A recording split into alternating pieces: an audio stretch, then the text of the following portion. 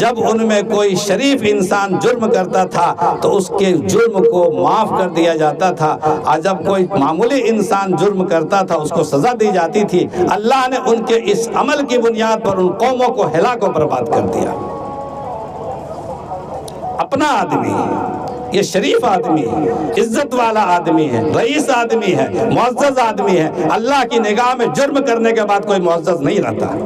اللہ کی نگاہ میں چور صرف چور ہے، چاہے وہ کسی سید گھرانے کا ہو یا شیخ گھرانے کا ہو یا صدیقی گھرانے کا ہو یا عالم گھرانے کا ہو یا بڑے اونچے گھرانے کا ہو، چور صرف چور ہے اللہ کی نگاہ میں۔ اللہ کے رسول نے فرمایا کہ خدا کی قسم وَأَيْمِ اللَّهِ لَوْ أَنَّ فَاطِمَةَ بِنْتَ مُحَمَّدٍ